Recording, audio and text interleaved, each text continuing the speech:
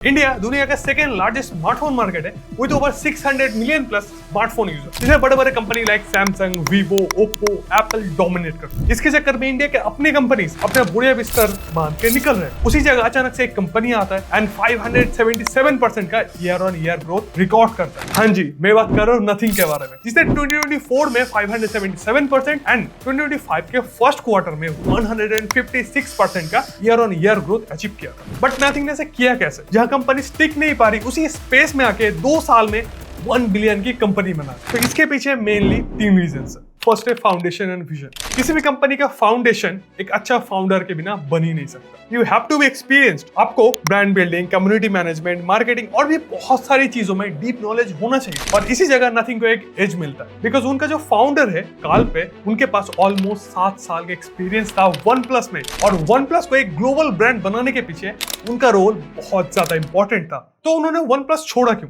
तो एक रिपोर्ट से ऐसा पता चलता है कि तब की जो OnePlus की पेरेंट कंपनी थी ओप्पो, उसने अचानक से OnePlus में बहुत ज्यादा इंटरफेरेंस करना स्टार्ट कर दिया, जिसके वजह से कंपनी में कुछ भी एक्साइटिंग नहीं हो रहा। इवन ओप्पो के किसी बड़े इवेंट के आसपास OnePlus अपना फोन भी लॉन्च नहीं कर सकता था बिकॉज उससे ओप्पो के सेल्स के अंदर बहुत ज्यादा फर्क आता था। सो इसीलिए कालपे ने OnePlus छोड़ दिया एंड स्टार्ट किया एक नया कंपनी नथिंग। कालपे का विजन बहुत सिंपल एंड यूनिक था, टेक को फिर से फन बनाना। और अभी अगर आप नथिंग के वेबसाइट के अबाउट सेक्शन में देखोगे तो अभी ये उनका टैगलाइन भी बन चुका है एंड उनका जो एक्सपीरियंस था वो एक नए ब्रांड बनाने के बाद उसे एस्टैब्लिश करने में बहुत हेल्प कर रही थी नथिंग।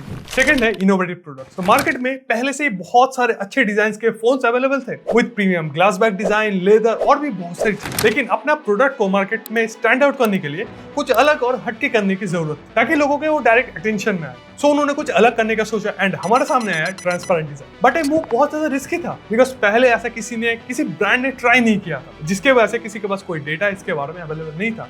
और डिजाइन ना बहुत सब्जेक्टिव चीज होती है, जो डिजाइन मुझे पसंद आ सकती है वो आपको पसंद नहीं भी आ सकती है, इसकी कोई गारंटी नहीं है। सो इसीलिए फोन लॉन्च करने से पहले इन्होंने इस डिजाइन को टेस्ट करने का सोचा। That's why they launch nothing year on 27 जुलाई 2021। ये प्रोडक्ट लॉन्च होते ही ना चर्चे में आ गए because of its design and quality. और बस 3 मिनट में नथिंग ने 4800 यूनिट एंड 3 महीनों में 1 लाख प्लस यूनिट्स इसके सेल कर दिए। और ये कोई नॉर्मल 2-3 हजार वाले ईयरबड्स नहीं थे, दे आर प्रीमियम ईयरबड्स जिनका प्राइस 6000 रुपीज था, जिसके वजह से वो पूरा श्योर हो चुके थे अपने डिजाइन एंड प्रोडक्ट को लेकर। दैट्स व्हाई 1 साल बाद हमारे सामने आता है नथिंग फोन 1 21 जुलाई 2022 को। और इस बार ट्रांसपेरेंट डिजाइन के साथ ग्लिप इंटरफेस का भी तड़का नथिंग ने दिया था, जिसके वजह से ये फोन और ज्यादा लाइमलाइट में आ गया। एंड 30,000 प्राइस रेंज के ऊपर लॉन्च होने के बाद भी इस फोन ने 20 डेज में 1 लाख प्लस यूनिट सेल कर दी थी। एंड एक ग्लिप इंटरफेस नथिंग ने सिर्फ देखने के लिए नहीं दिया था, इनका प्रैक्टिकल लाइफ में इस्तेमाल भी होता था, जैसे कि volume up and down, call में, टाइमर, म्यूजिक सीन के जैसे बहुत सारी चीजों में ग्लिप इंटरफेस काम करता था। एंड बाद में इसमें और भी बहुत सारे फीचर्स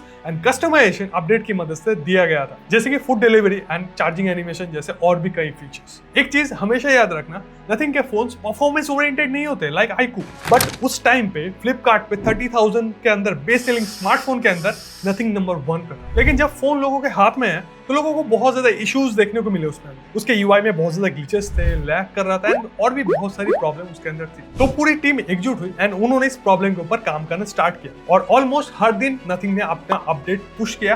किसी दिन तो 2 बार भी नथिंग की तरफ से अपडेट आता और जो नथिंग फोन 1 यूजर्स है उनको ये चीज जरूर पता होगी। और बस कुछ दिनों के अंदर हमारे सामने पूरा स्टेबल स्मार्टफोन था। नथिंग के इस एफर्ट की वजह से उसे बहुत ज्यादा अप्रिशिएशन मिली एंड लोगों का ट्रस्ट और भी ज्यादा हो गया। इसके अलावा नथिंग के पास और एक प्लस पॉइंट था जो था उनका UI, जहां एक तरफ ऑलमोस्ट सारे ब्रांड्स अपने UI में एड्स, ब्लोटवेयर डाल के बस पैसा कमाने में बिजी थे, उसी जगह नथिंग ने simple, unique, bloatware free, ad free UI देना लोगों को प्रेफर किया, जिससे लोगों को फोन यूज करने का एक्सपीरियंस इनहैंस होने लगी और लोगों ने अपने एड्स और ब्लोटवेयर फ्री फोन को छोड़ के एक अच्छा यूजर एक्सपीरियंस वाले फोन को चूज किया। उस टाइम पे जहां ब्रांड्स हर महीने 10 फोन अलग अलग सीरीज में लॉन्च करके उसे रीब्रांड करने में बिजी थे, उसी जगह नथिंग ने साल में 2 से 3 फोन लॉन्च करने का ही सोचा। तो इसीलिए नेक्स्ट ईयर 2023 में जब नथिंग फोन 2 लॉन्च हुआ तब मार्केट में हाइप ऑलरेडी बहुत ज्यादा था, लेकिन हाइप के मुकाबले फोन उतने बिके नहीं थे। इसके पीछे मेन रीजन था प्राइस पॉइंट। नथिंग ने अपने बेस फोन का प्राइस 31,000 से सीधा 45,000 लेके गया था, और भाई उसका जो टॉप मॉडल था वो 55,000 तक आता था। नो डाउट उसमें नथिंग ने बहुत अच्छे स्पेक्स हमें दी थी, जैसे कि स्नैपड्रैगन 8 Gen 1, एमोलेड डिस्प्ले और भी बहुत सारी चीजें।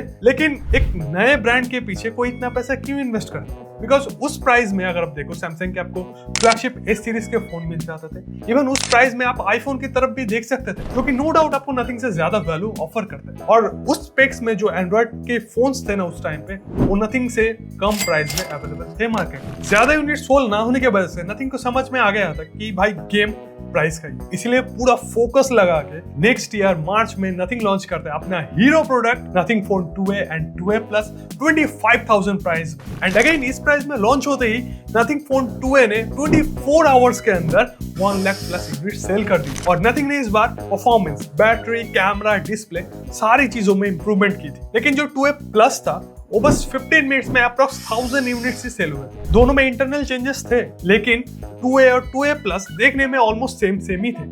और 2A प्लस का प्राइस क्योंकि ज्यादा था, इसीलिए लोगों ने ना 2A को ही ज्यादा अपना प्यार दिया। इसी चीज से नथिंग को पता चल गया था कि इंडिया एक प्राइस सेंसिटिव मार्केट है। अगर उनको अपने ब्रांड को एक्सपैंड करना है तो उनको लोअर प्राइस पॉइंट के मार्केट को भी कैप्चर करना पड़ेगा। लेकिन उससे एक प्रॉब्लम था, उससे नथिंग की ब्रांड वैल्यू कम हो सकती थी, जैसे कि रेडमी के साथ हुआ था, और वो भी बाकी मिड रेंज ब्रांड के जैसा ही समेट के रह जाएगा। अच्छी चीज ना हो इसीलिए उन्होंने बनाया CMF, जो कि 10,000 से लेकर 25,000 के फोन्स को लॉन्च करेंगे, जिससे उनको मार्केट परसेंटेज भी मिलेगा, लेकिन ब्रांड की रेपुटेशन भी कम नहीं हो। और ये प्लान सच में बढ़िया निकला। जो रिकॉर्ड नथिंग फोन 2A ने सेट किया था 24 आवर्स के अंदर 1 लाख यूनिट सेल करने का, वो CMF फोन 1 ने बस 3 घंटे में तोड़ दिया। और बात सिर्फ यहीं तक नहीं रुकी, फोन लेने के बाद जो आपको आफ्टर सेल सर्विस मिलता है वो किसी भी ब्रांड के रेपुटेशन का बैकबोन होता है।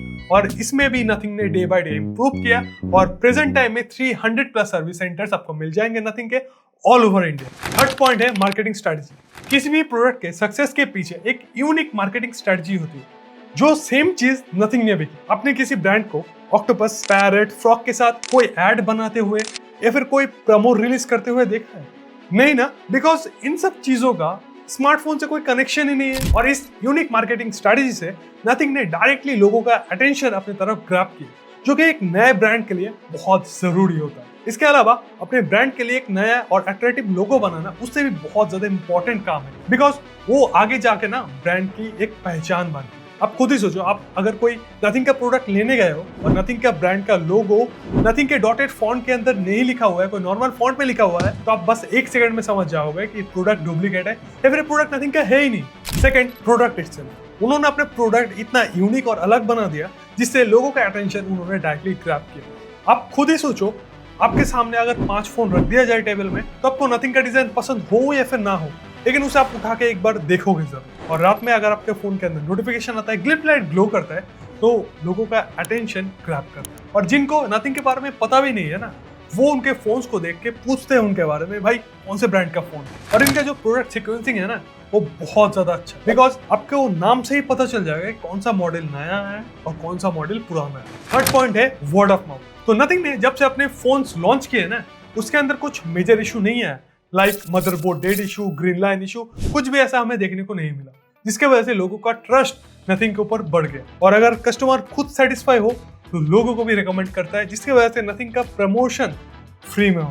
बट मुझे लगता है नथिंग को थोड़ा इन्वेस्ट करना चाहिए एड्स के अंदर, वो इससे बहुत कुछ अचीव कर सकते हैं जो उनका पोटेंशियल। बाकी आप कमेंट्स में बताओ, आप क्या कोई नथिंग का प्रोडक्ट यूज करते हो।